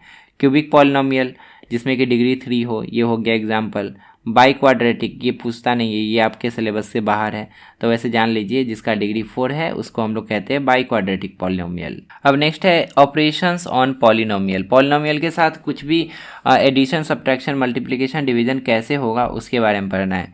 तो देखिए जब भी एडिशन या सब्ट्रैक्शन करना होता है ना, तो हम केवल वो लाइक टर्म्स के साथ ही कर सकते हैं, अनलाइक टर्म्स के साथ कभी भी एडिशन या सब्ट्रैक्शन नहीं होगा। तो जैसे कि अगर हमें इन दोनों को ऐड करना है तो यहाँ पे ऐसा नहीं है कि इन दोनों को हम ऐड कर देंगे, ये दोनों ऑलवेज सेपरेटली ही लिखा जाएगा, दोनों साथ में कभी भी कंबाइन नहीं होगा। कंबाइन कौन होगा, ये दोनों कंबाइन होगा, क्योंकि दोनों में एक्स का एक्सपोनेंट 2 ही है। उसके बाद ये दोनों कंबाइन होगा और फिर ये दोनों कंबाइन होगा। तो जब भी कंबाइन करेंगे या जब भी सब्ट्रैक्ट करेंगे तो उसमें लाइक टर्म्स होने चाहिए। तो वही यहाँ पे क्या है, 3x स्क्वायर और 5x स्क्वायर को जोड़ के 8x स्क्वायर कर दिया है, 2x माइनस 3x करके -x कर दिया है, और 4 + 1 करके 5 कर दिया है। तो ऑलवेज एडिशन या सब्ट्रैक्शन जब भी होगा वो लाइक टर्म्स के साथ ही होगा। नेक्स्ट है मल्टीप्लिकेशन ऑफ पॉलिनोमियल। मल्टीप्लिकेशन जो है ना वो किसी टर्म का किसी टर्म के साथ हो सकता है, उसमें लाइक होने का या अनलाइक होने का ज़रूरत नहीं होता है। तो जैसे कि यहाँ पे एक बाइनोमियल है और एक दूसरा भी बाइनोमियल है। अच्छा, नंबर ऑफ़ टर्म्स के हिसाब से भी जो पॉलिनोमियल्स होते हैं वो अलग अलग तरह के होते हैं। अगर एक टर्म है तो मोनोमियल, 2 टर्म है तो बाइनोमियल, 3 टर्म है तो ट्राइनोमियल। तो यहाँ पे दोनों में 2-2 टर्म है तो दोनों बाइनोमियल हुए। अब कैसे मल्टीप्लाई करेंगे, इसको भी इससे, इसको भी इससे, फिर इसको भी इससे और इसको भी इससे, इसी तरह से मल्टीप्लाई करेंगे। x into x x square, x into three 3x, फिर उसके बाद 2 इंटू एक्स 2x, फिर 2 इंटू थ्री यहाँ पे 6। अब सबको ऐड करेंगे तो ये दोनों लाइक टर्म्स है, 3x और 2x मिलके 5x हो जाएगा। तो इस तरह से मल्टीप्लिकेशन होगा। आगे है अलजेब्रिक आइडेंटिटीज़ फॉर पॉलिनोमियल। क्या क्या अलजेब्रिक आइडेंटिटीज़ है, ये तो सब जगह हम लोग यूज़ करते आ रहे हैं, लगभग 2-3 चैप्टर में हम लोग तो देख ही लिए। a प्लस बी का होल स्क्वायर इतना होता है, a माइनस बी का होल स्क्वायर इतना होता है। उसके बाद क्या है, a plus b into a minus b होगा तो a square minus b square, और क्यूब वाला आपके सिलेबस में नहीं है, छोड़ दीजिए इसको। नेक्स्ट है फैक्टराइजेशन ऑफ पॉलिनोमियल। फैक्टराइज कैसे कर सकते हैं, जब भी हम लोग किसी पॉलिनोमियल को 2 अलग अलग पॉलिनोमियल के प्रोडक्ट के फॉर्म में लिखते हैं तब हम उसको फैक्टराइजेशन कहते हैं। तो सबसे पहले तो हम लोग कॉमन लेके फैक्टराइज कर सकते हैं, जैसे कि 4x स्क्वायर प्लस 6x है, तो इन दोनों में देखिए कुछ तो कॉमन निकल जाएगा, 2x कॉमन निकल सकता है, तो 2x को निकाल देंगे और अंदर बचेगा 2x और 3। तो एक पॉलिनोमियल ये हो गया और दूसरा पॉलिनोमियल ये हो गया, दोनों का प्रोडक्ट के फॉर्म में हो गया फैक्टराइज। दूसरा है फैक्टराइजेशन यूजिंग आइडेंटिटीज। आइडेंटिटीज़ की मदद से भी हम लोग फैक्टराइज कर सकते हैं। यहाँ पर है एक्स स्क्वायर माइनस 9, तो अगर आप ध्यान से देखें तो ये है एक्स स्क्वायर माइनस 3 का स्क्वायर। तो आप पढ़े थे कि ए स्क्वायर माइनस बी स्क्वायर हो तो उसको क्या लिख सकते हैं, a plus b into a minus B, ये लिख सकते हैं ना। तो यहाँ भी लिख देंगे x plus 3 into x minus 3, हो गया फैक्टराइज, एक पॉलिनोमियल इंटू दूसरा पॉलिनोमियल, तो वही यहाँ पे लिखा है, तो आप ऐसे भी फैक्टराइज कर सकते हैं। और तीसरा तरीका है factorization by splitting the middle term. Middle term को स्प्लिट करके भी आप फैक्टराइज कर सकते हैं। तो यहाँ पे जैसे x square plus 5x plus 6, तो यहाँ पे 5x को ऐसे फैक्टराइज करेंगे ताकि जोड़ने पर वापस से 5x हो जाए और मल्टीप्लाई करने पर 6x स्क्वायर हो जाए। तो यहाँ पे देखिए इसको कैसे फैक्टराइज किया है, 5x को 2 भागों में बांट दिया, 2x और 3x। जब इन दोनों को वापस से जोड़ा जाएगा तो 5x हो जाएगा, और अगर आप 2x और 3x को मल्टीप्लाई करेंगे ना तो 6x स्क्वायर के बराबर हो जाएगा। तो ऐसा कंडीशन होना चाहिए, तभी हम मिडिल टर्म को स्प्लिट कर सकते हैं। अब इससे भी कॉमन लेंगे और इन दोनों से भी कॉमन लेंगे। इन दोनों से कॉमन हो जाएगा x और इन दोनों से कॉमन हो जाएगा 3। तो यहाँ पे वही किया है, यहाँ x बाहर किया तो अंदर बचा x प्लस 2, यहाँ 3 बाहर किया तो अंदर बचा x प्लस 2। अब इससे x प्लस 2 को बाहर करेंगे, इससे भी x प्लस 2 को बाहर करेंगे, तो x प्लस 2 बाहर हो जाएगा और अंदर बचेगा x प्लस 3। तो x plus 2 into x plus 3 हो गया फैक्टराइजेशन। तो ऐसा आप बहुत सारा क्वेश्चन चैप्टर में सॉल्व भी किए होंगे। नेक्स्ट है डिवीज़न ऑफ पॉलिनोमियल। एक पॉलिनोमियल को दूसरे से हम डिवाइड कर सकते हैं। डिवीज़न का तरीका भी बहुत सारा हो सकता है। एक होता है कि आप जिसको डिवाइड कर रहे हैं ना उसको फैक्टराइज कर दीजिए। जब इसको फैक्टराइज कीजिएगा तो जिससे डिवाइड करना है ना वैसा आपको ऊपर भी मिल जाएगा और दोनों कट जाएगा और जो बच गया वही आपका आंसर हो जाएगा। और एक होता है इस तरह का method, x square plus 3x plus 2, इसमें ऐसे करके हम डिवाइड कर सकते हैं x प्लस 1 से। तो यहाँ पे देखिए x प्लस 1 से डिवाइड करना है तो x को किससे मल्टीप्लाई करेंगे, जो x स्क्वायर आएगा x से मल्टीप्लाई करना होगा, तो यहाँ पे x स्क्वायर हो जाएगा, और 1 को भी x से ही मल्टीप्लाई करेंगे तो x होगा। अब सिंबल चेंज और यहाँ पे ये दोनों ख़त्म और x और 3x मिलके हो जाएगा 4x प्लस 2। अब यहाँ पे देखिए x से 4x कैसे आएगा, प्लस 4 से मल्टीप्लाई करेंगे तो 4x आएगा, तो x इंटू 4 करेंगे तो 4x और 1 इंटू 4 करेंगे तो 4। अब यहाँ पे सिंबल चेंज होगा, ये दोनों कट जाएगा और 2 और -4 करेंगे तो कितना हो जाएगा, 2 - 4 करेंगे तो -2, ये हो गया रिमाइंडर। तो इसी तरह से हम लोग डिवाइड कर सकते हैं। नेक्स्ट है एप्लीकेशन ऑफ पॉलिनोमियल, ये सब पूछता नहीं है। और उसके बाद क्या है, summary of important concepts. Polynomial क्या होता है, algebraic expression with variables and coefficient, मतलब एक ऐसा अलजेब्रिक एक्सप्रेशन जिसमें कि वेरिएबल्स हो और कोफिशिएंट हो, या दोनों भी हो सकता है। उसके बाद डिग्री क्या होता है, highest power of a variable. Linear polynomial किसको कहते हैं, जिसका डिग्री 1 है। क्वाड्रेटिक पॉलिनोमियल डिग्री 2 होना चाहिए। एडिशन सब्ट्रैक्शन किसके साथ कर सकते हैं, जो कि लाइक टर्म है, लाइक टर्म्स के साथ ही एडिशन या सब्ट्रैक्शन कर सकते हैं। मल्टीप्लिकेशन कैसे करेंगे, जिससे भी मल्टीप्लाई करेंगे वो हर टर्म के साथ मल्टीप्लाई होगा। जैसे कि x इंटू अगर x+2 है तो x इससे भी मल्टीप्लाई होगा और इससे भी मल्टीप्लाई होगा। तो वही बोला है डिस्ट्रीब्यूट ईच टर्म। उसके बाद फैक्टराइजेशन कैसे करते हैं, कॉमन लेकर भी करते हैं, आइडेंटिटीज़ का इस्तेमाल करके भी करते हैं और मिडिल टर्म स्प्लिट करके भी करते हैं। और डिवीज़न कैसे करते हैं, एक तो फैक्टराइजेशन मेथड है और एक लॉन्ग डिवीजन मेथड है। अब नेक्स्ट चैप्टर है linear equation in one variable. क्या होता है linear equation in one variable? A linear equation in one variable is a equation that involves only one variable such as x और y, जिसमें कि केवल एक ही वेरिएबल हो, एंड हैज़ मैक्सिमम पावर और डिग्री 1, जिसमें कि मैक्सिमम पावर जो होता है वो 1 होना चाहिए। तो इस तरह के इक्वेशन को हम लोग linear equation with one variable कहते हैं। जैसे कि यहाँ पे देखिए 2x + 5 = 15, x का मैक्सिमम पावर 1 है और केवल x ही है यहाँ पे और कुछ नहीं है। यहाँ पे भी 3y - 7 = 2y + 8, तो यहाँ पर केवल y ही दिख रहा है और कुछ नहीं दिख रहा है, और y का जो मैक्सिमम पावर है वो 1 ही है। तो ये सब जो एग्जाम्पल हो गया ना, ये linear equation with one variable का एग्जाम्पल हो गया। उसके बाद क्या बोला है, general form of a linear equation. तो ये होता है general form ax + b = c। यहाँ पर a b c तीनों क्या है, ये तीनों कांस्टेंट है और x जो है वो वेरिएबल है, यहाँ पे बताया भी है। उसके बाद आगे क्या बताया, solving a linear equation. Solve करने का अलग अलग तरीका हो सकता है। एक पहला है सिंप्लीफाई बोथ साइड। आप दोनों साइड को सिंप्लीफाई कीजिए सबसे पहले। अच्छा, स्टेप्स है ये। तो सबसे पहले दोनों साइड को सिंप्लीफाई कीजिए। अगर ब्रैकेट है, मल्टीप्लिकेशन है, डिवीजन है, तो सबको पहले सॉल्व कीजिए। उसके बाद move variables to one side. सारे वेरिएबल्स को एक तरफ मूव करेंगे। Move constant to other side. Constant को एक तरफ मूव करेंगे। Isolate the variable. वेरिएबल को अकेला बनाएंगे और उसके बाद हम सॉल्यूशन निकालेंगे। एग्जांपल के लिए देखिए, सबसे पहले 2x + 5 है, तो 2x + 5 = 15 है। तो अगर हमें x का वैल्यू चाहिए तो पहले तो 5 को उधर भेजेंगे। 2x = 15 - 5 हो जाएगा और 2x = 10 हो जाएगा। तो x = क्या हो जाएगा, 10/2। तो x = यहाँ पे 5 मिल गया। तो इसी तरह से सॉल्व करेंगे। उसके बाद आगे क्या बताया है, equation with variable on both side. यहाँ पे देखिए दोनों साइड वेरिएबल है। 3y - 7 = 2y + 8।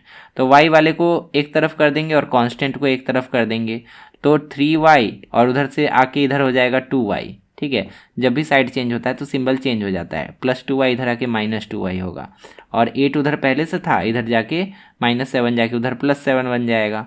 तो इधर हो जाएगा 3y - 2y मतलब y, और उधर 8 7 15, तो y = 15 आ जाएगा। वही यहाँ पे निकाला है। नेक्स्ट है इक्वेशन विथ फ्रैक्शंस। तो यहाँ पे देखिए एक इक्वेशन दिया है और यहाँ पे है इक्वेशन x/3 + 2 = 5। x/3 + 2 = 5। तो ये +2 उधर भेज देंगे तो x/3 = 5 - 2 हो जाएगा और x/3 = 3 हो जाएगा और x = 3 × 3 यानी कि x = 9 हो जाएगा। तो इस तरह से हम लोग x का वैल्यू 9 निकाल सकते हैं। नेक्स्ट है एप्लीकेशन ऑफ लीनियर इक्वेशन। कहाँ कहाँ यूज़ कर सकते हैं इसका, तो जो एज वाला क्वेश्चन आता है उसमें लीनियर इक्वेशन का यूज़ कर सकते हैं। जैसे कि यहाँ पे बोला है Ravi's father is 5 times of his age. Ravi के पिता का उम्र रवि की उम्र का 5 गुना है। तो रवि का उम्र x मान लेंगे और रवि के फादर का उम्र 5x मान लेंगे। The sum of their age is 36 year. उनके एज का सम 36 है। तो इन दोनों का सम निकालेंगे, x और 5x = 36 लेंगे और फाइंड रवीज एज। तो रवि का एज क्या होगा वो बताना है। तो अब अगर हम इसको सॉल्व कर लें, x का वैल्यू निकाल लें, तो रवि का एज नहीं मिल जाएगा। x का वैल्यू निकाल लेंगे 6 और रवि का एज मिल जाएगा। तो इस तरह के क्वेश्चन में हम उसका यूज़ करते हैं। दूसरा है वर्ड प्रॉब्लम और मनी। ठीक ना, पैसा वाला जो क्वेश्चन होता है उसमें भी इसका यूज़ कर सकते हैं।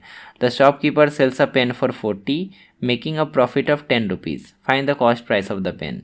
40 रुपये में दुकानदार बेचता है, 10 रुपये का प्रॉफिट होता है, तो CP कितना होगा। तो CP को मान लेते हैं x और हमें पता है कि प्रॉफिट इक्वल टू होता है SP - CP। तो SP - CP = प्रॉफिट। उस फॉर्मूला में बैठा दिए।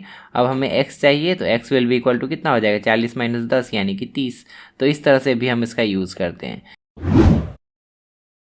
नेक्स्ट चैप्टर है पैरेलल लाइंस। क्या होता है parallel line? 2 lines are said to be parallel if they lie in the same plane and never intersect no matter how far they are extended. जब भी 2 लाइन सेम प्लेन में होता है और उसको कितना भी एक्सटेंड कर लो, अगर वो इंटरसेक्ट ना करे तो उनको हम पैरेलल लाइंस कहते हैं। सिंबल ऑफ पैरेलल लाइन क्या होता है? पैरेलल लाइन का सिंबल, जैसे कि 2 लाइन है AB और CD, तो अगर हमें दोनों को पैरेलल दिखाना है, अगर हमें लिखना है तो कैसे लिखेंगे, हम ऐसे लिखेंगे A B is parallel to C D.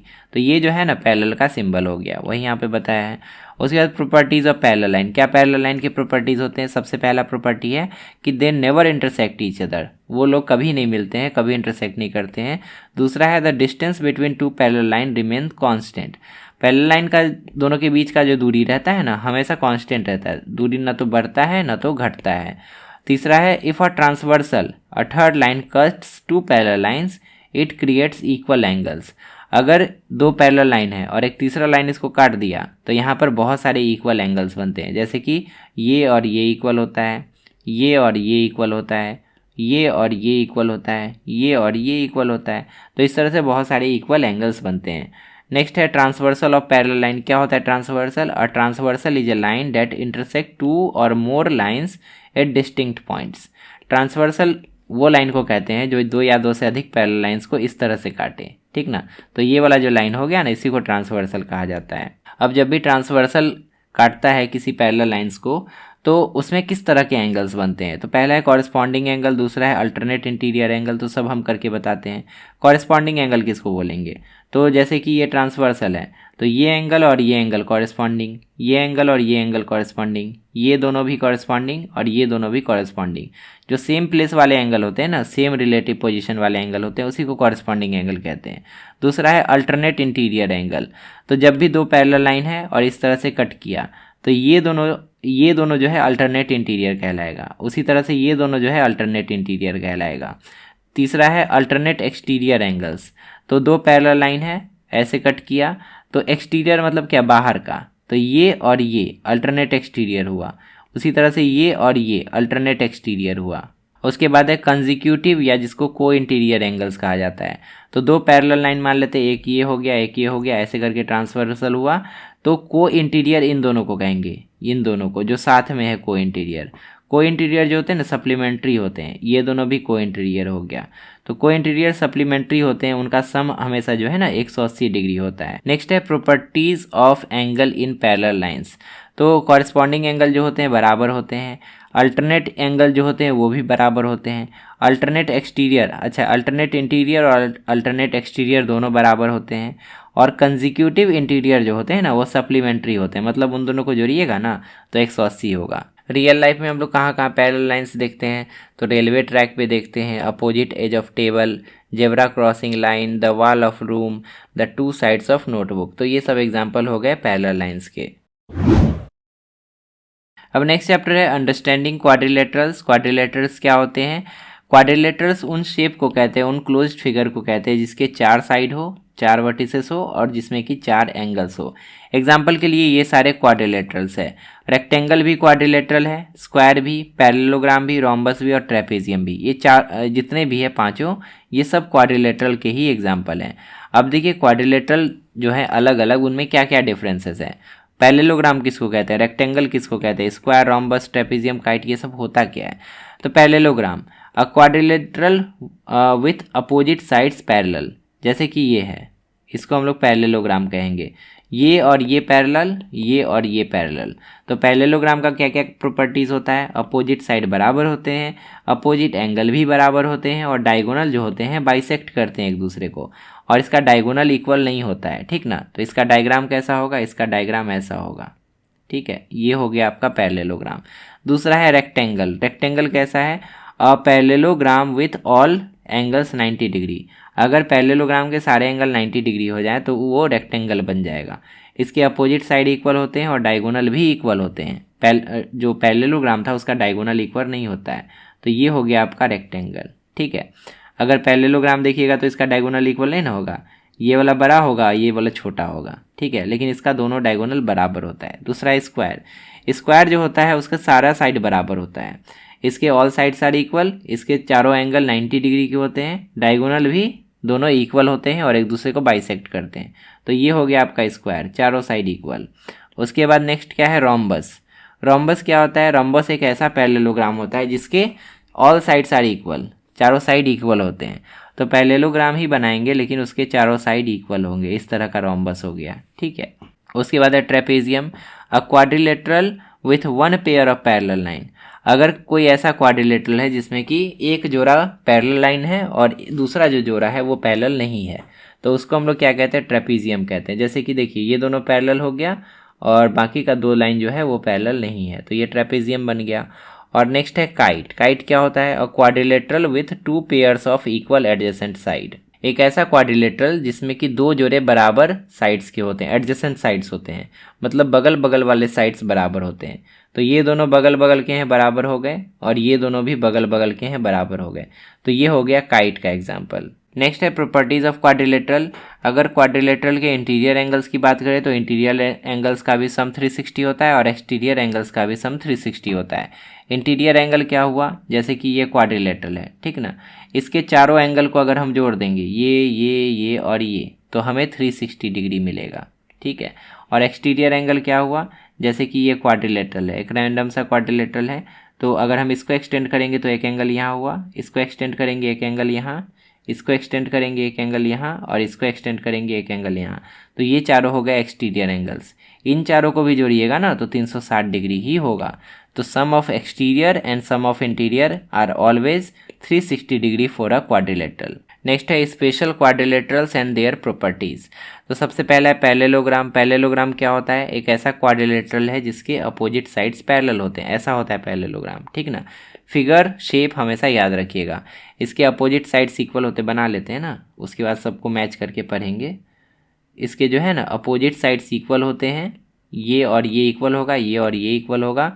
Diagonals bisect each other, ये डायगोनल हो गया, ये डायगोनल हो गया, तो दोनों डायगोनल एक दूसरे को बराबर हिस्सों में बांटता है, ठीक ना। नेक्स्ट है रेक्टेंगल। रेक्टेंगल के बारे में क्या जानते हैं, रेक्टेंगल बना लेते हैं, ये हो गया रेक्टेंगल आपका। अब रेक्टेंगल के बारे में क्या क्या फीचर है, अपोजिट साइड्स आर इक्वल, मतलब ये इक्वल होता है और ये दोनों इक्वल होता है। Diagonals are equal and bisect each other, diagonals भी बराबर होते हैं और एक दूसरे को बाइसेक्ट करते हैं। एग्जाम्पल हो गया लैपटॉप का स्क्रीन, टीवी का स्क्रीन, ये सब रेक्टेंगुलर होता है। नेक्स्ट है स्क्वायर। स्क्वायर कैसा होता है, चारों साइड उसका बराबर होता है ना, चारों साइड अगर बराबर हो तो हम उसको स्क्वायर कहेंगे। तो ऑल साइड्स आर इक्वल, ये चारों साइड बराबर होते हैं। ऑल एंगल्स आर 90 डिग्री, चारों एंगल जो है 90 डिग्री होते हैं। Diagonals bisect at 90 degree and are equal, diagonals जो है ना 90 डिग्री पे ही कट करते हैं एक दूसरे को, और डायगोनल्स एक दूसरे के बराबर भी होते हैं। एग्जाम्पल के लिए चेस बोर्ड, चेस बोर्ड जो है वो आपका स्क्वायर का एग्जाम्पल हो गया। नेक्स्ट है रोम्बस। रोम्बस कैसा होता है, रोम्बस एक ऐसा पैरेललोग्राम है जिसके चारों साइड इक्वल होते हैं, है ना, तो ये हो गया आपका रोम्बस। इसके अपोजिट साइड्स इक्वल होते हैं, ये और ये बराबर, ये और ये बराबर, इनफैक्ट चारों साइड आपस में बराबर ही होते हैं। Diagonals bisect at 90 degree but are not equal, diagonals एक दूसरे को 90 डिग्री पर काटते हैं दो बराबर भागों में, लेकिन दोनों डायगोनल बराबर नहीं होते हैं, ये बड़ा होता है और ये छोटा होता है। नेक्स्ट है ट्रेपीजियम। ट्रेपीजियम कैसा होता है, ट्रेपीजियम इस तरह का होता है जिसमें कि 2 पैरेलल लाइंस होते हैं और 2 लाइन जो है अनपैरेलल होता है, तो ये ट्रेपीजियम का शेप हो गया। काइट कैसा होता है, जिसमें कि 2 pair of adjacent equal sides होते हैं, तो ये दोनों इक्वल साइड हो गया और ये दोनों इक्वल साइड का दूसरा पेयर हो गया, तो ये हो गया आपका काइट का एग्जाम्पल। अब आगे वही सब बहुत सारा डिटेल दिया है, आप PDF में पढ़ लीजिएगा। क्वाड्रिलेटरल के बारे में बहुत सारा फैक्ट दिया है, ये सब इंपॉर्टेंट है। रियल लाइफ एप्लीकेशन सब नहीं आएगा, और उसके बाद क्वाड्रिलेटरल, सम ऑफ एंगल्स, ये सब तो हम लोग पढ़े ही। अब चलिए नेक्स्ट चैप्टर पे आते हैं, कंस्ट्रक्शन ऑफ क्वाड्रिलेटरल। कंस्ट्रक्शन के बारे में आपको बता देते हैं कि आप कुछ एंगल्स बनाना सीख लीजिएगा। सबसे पहले आपको 30 डिग्री का एंगल बनाने आने चाहिए, 45 डिग्री का आना चाहिए, 75 डिग्री का आना चाहिए, 90 डिग्री का आना चाहिए और 105 डिग्री का आना चाहिए। ये सारा एंगल अगर आपको बनाने आ रहा है तो आपका ये वाला चैप्टर पूरा ख़त्म, आपका ये वाला चैप्टर में कोई दिक्कत नहीं होगा। इसमें बताने के लिए कुछ है नहीं, जो इम्पॉर्टेंट है आप इसको पढ़ लीजिएगा। PDF हम वेबसाइट पे डाल ही दिए हैं, वहाँ से आप डाउनलोड कर लीजिएगा। नेक्स्ट चैप्टर है इंट्रोडक्शन टू ग्राफ्स। इसमें भी ज़्यादा कुछ है नहीं, इसमें ग्राफ के टाइप्स आप देख लीजिएगा। बार ग्राफ होता है, हिस्टोग्राम होता है, लाइन ग्राफ, पाई चार्ट, ये सब ग्राफ के टाइप है, और इससे क्वेश्चन ही आता है, थ्योरी ज़्यादा कुछ आता नहीं है, ये सब आप देख लीजिएगा। नेक्स्ट चैप्टर क्या है, मेंस्ट्रुएशन। इसमें बहुत सारा इंपॉर्टेंट फार्मूला है, तो इसमें क्या क्या चीज़ हम लोग मेजर करेंगे।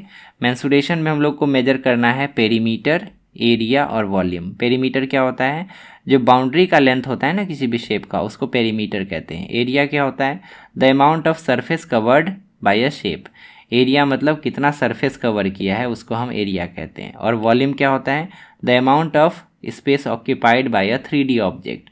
जिस भी ऑब्जेक्ट में लंबाई चौड़ाई ऊंचाई होता है ना, तो वो जितना जगह छिक के रखता है उसको हम लोग वॉल्यूम कहते हैं। तो यहाँ पे सबका फॉर्मूला बताया है। फॉर्मूला का जो टेबल है ना, टेबल ही हम लोग देख लेते हैं। टेबल में सारा फॉर्मूला एक जगह दिया है, ठीक। तो यहाँ पे देखिए रेक्टेंगल, पेरीमीटर क्या होता है? पेरीमीटर होता है बाउंड्री का लेंथ। तो अगर रेक्टेंगल है तो उसका बाउंड्री का लेंथ निकालने के लिए 2 × L+B करेंगे, या सिंपली अगर आपको फॉर्मूला याद नहीं रहता है तो चारों साइड को जोड़ दीजिए। पेरीमीटर निकालना सबसे आसान है, कुछ नहीं करना होता है। जो भी शेप है ना उसके चारों साइड को, पांचों साइड को, छह साइड को, जितना भी साइड है सबको जोड़ दीजिए, आपका पेरीमीटर मिल जाएगा। पेरीमीटर में केवल सर्कल का याद रखिएगा, सर्कल इंपॉर्टेंट है। सर्कल के पेरीमीटर को सर्कमफेरेंस कहा जाता है और ये होता है 2πr। और बाकी सबका पेरीमीटर जल्दी नहीं पूछता है। मेन है एरिया, एरिया सबका याद रखिएगा। रेक्टेंगल का एरिया होता है लंबाई गुना चौड़ाई, लेंथ इंटू ब्रेथ। स्क्वायर का एरिया होता है साइड का स्क्वायर। ट्रायंगल का area half into base into height. Circle का एरिया πr²। क्यूब का टोटल सरफेस एरिया होता है 6 × साइड का स्क्वायर। क्यूबॉइड का टोटल सरफेस एरिया होता है 2 × LB + BH × HL। उसके बाद सिलेंडर का टोटल सरफेस एरिया होता है 2πrh + r। और कोन का सरफेस एरिया, कोन आपके सिलेबस में नहीं है, इसको छोड़ दीजिए। स्फेयर भी नहीं है और हेमिस्फेयर भी नहीं है। इतना आपको अच्छे से याद रखना है। अब सबसे लास्ट चैप्टर है स्टैटिस्टिक्स एंड प्रोबेबिलिटी। इसमें कुछ कुछ फार्मूला है जो कि आपको याद रखना है। जैसे कि मीन या एवरेज निकालने का क्या फार्मूला है? जितना भी डेटा दिया रहेगा सबको जोड़िएगा और नंबर ऑफ डेटा से डिवाइड कर दीजिएगा, ठीक है। जैसे कि यहाँ पे 5 डेटा है, 5 सेट ऑफ डेटा है, तो इसको 5 से डिवाइड कर देंगे जोड़ने के बाद, तो ये हो गया आपका मीन। उसके बाद मीडियन क्या होता है? सबको असेंडिंग ऑर्डर में अरेंज कर दीजिएगा, और अगर बीच में आपको एक अकेला नंबर मिल जाता है तो ठीक, वही हो गया आपका मीडियन। और अगर बीच में 2 नंबर मिल जाता है तो उसका एवरेज आप निकाल दीजिएगा, वही हो जाएगा आपका मीडियन। एग्जाम्पल के लिए यहाँ पे देखिए इतना सारा डेटा दिया हुआ था, तो इसको असेंडिंग में अरेंज किए और बीच में हमें एक नंबर मिल गया 15, तो 15 ही हो गया मीडियन। अगर बाई चांस 2 नंबर मिल जाता बीच में, तो हम क्या करते? 15 और 20 को ऐड करते और डिवाइड बाई 2 कर देते, तो उसके बाद जो नंबर हमें मिलता वही हो जाता मीडियन। तो इस तरह से हम लोग करते हैं। नेक्स्ट है मॉड। मॉड क्या होता है? The value that appears most frequently in the data set. ये डेटा सेट है, सबसे ज़्यादा बार कौन आया है? सबसे ज़्यादा बार 4 दिख रहा है, 3 बार 4 दिख रहा है, तो 4 जो है ना सबसे ज़्यादा बार हमें दिख रहा है, इसीलिए इसका मॉड क्या हो जाएगा? 4 हो जाएगा। उसके बाद रेंज। रेंज क्या होता है? रेंज होता है मतलब कहाँ से कहाँ तक का डेटा है सेट में, तो maximum value minus minimum value करेंगे तो हमें रेंज मिल जाएगा। जैसे कि मान लीजिए किसी डेटा सेट में, मान लीजिए किसी क्लास में जो है ना हाईएस्ट स्कोरर है 98 और लोएस्ट है 45, तो इसका रेंज क्या हो जाएगा? 98 - 45, 53 इसका रेंज हो जाएगा। दूसरा इंपॉर्टेंट टॉपिक है इसमें प्रोबेबिलिटी। प्रोबेबिलिटी क्या होता है? जिस भी इवेंट का प्रोबेबिलिटी निकालना होगा ना, तो number of favourable outcome divided by total number of outcome. Example के लिए मान लीजिए एक डाइस है आपके पास, उसमें पूछा है कि आपका 6 आने का क्या प्रोबेबिलिटी है। तो 6 कितने फेसेस पे है? 6 एक ही फेस पे है। और टोटल कितने फेस हैं? तो टोटल 6 फेस हैं। तो 6 आने का प्रोबेबिलिटी ऑफ कमिंग 6 = 1/6 हो जाएगा। तो इस तरह से अब एग्जाम्पल भी यहाँ पर दिया है, रोलिंग अ डाइस। तो अ डाइस है 6 फेस, 1 to 6 सब पे नंबर होता है। अगर 4 आने का प्रोबेबिलिटी पूछे तो ये हो जाएगा 1/6, क्योंकि 6 चांस में से एक ही चांस है जिसमें कि 4 आएगा। 4 आने का केवल एक ही चांस है। उसके बाद दूसरा क्या है? टॉसिंग अ क्वाइन। क्वाइन का 2 साइड होता है, हेड्स और टेल्स। तो अगर हमें हेड आने का प्रोबेबिलिटी निकाले तो भी 1/2 आएगा, और टेल्स आने का प्रोबेबिलिटी भी 1/2 आएगा। टोटल 2 आउटकम हो सकते हैं, या तो हेड आएगा या तो टेल आएगा, और जो डिजायर्ड आउटकम है या तो हेड होगा या तो टेल होगा। तो जिसका भी हमें प्रोबेबिलिटी पूछे उसको, उसके नंबर को ऊपर रखेंगे और टोटल नंबर को नीचे रखेंगे। अब नेक्स्ट है ड्राइंग अ कार्ड। अगर हम लोग ताश के पत्तों को देखें तो उसमें 52 कार्ड्स होते हैं, और अगर हम एस का प्रोबेबिलिटी देखें, एस क्या होता है? जिसमें कि ए लिखा होता है, ठीक है, ए लिखा होता है जिसमें। एक ताश की गड्डी में टोटल 4 ए होते हैं, किंग भी 4 होता है, क्वीन भी 4, और ए जो होता है वो भी 4, और जोकर जो होता है वो भी 4, ठीक है। जितना भी कार्ड होता है ना सब 4 होता है। तो ए आने का प्रोबेबिलिटी क्या हो जाएगा? 4 out of 52। 52 कार्ड्स में से 4 ऐसा कार्ड है जो कि ए ला सकता है। तो इस तरह से हम कार्ड्स का प्रोबेबिलिटी निकालेंगे। उसके बाद और क्या है, और तो कुछ इंपॉर्टेंट है नहीं। यहाँ पे समरी बता दिया है, मीन इस तरह से, मीडियन कैसे निकालेंगे, मॉड कैसे निकालेंगे, रेंज क्या होता है, प्रोबेबिलिटी क्या होता है, सब हम लोग इस तरह से निकाल सकते हैं। तो फाइनली हमने क्लास 8 मैथमेटिक्स के हर चैप्टर को थॉरोली डिस्कस कर लिया। ये वाला PDF आप वेबसाइट से डाउनलोड कर लीजिएगा, davguru.in। इस वेबसाइट पर सबसे ऊपर है क्लास 8 लिखा हुआ एक बटन है, उस पर क्लिक कीजिएगा तो आपको सारा PDF मिल जाएगा। लेफ्ट साइड में क्लिक करके आप एग्जाम प्रिपरेशन वाला प्लेलिस्ट ओपन कर सकते हैं, जहां पर आपको ऐसे ही बहुत सारे वीडियोस मिल जाएंगे। और राइट साइड में क्लिक करके आप अगला वीडियो देख सकते हैं। फिलहाल इस वीडियो में इतना ही, मिलते हैं अगली क्लास में बहुत सारे नए टॉपिक्स के साथ। तब तक के लिए अपना ध्यान रखिए और अच्छे से पढ़ाई करते रहिए।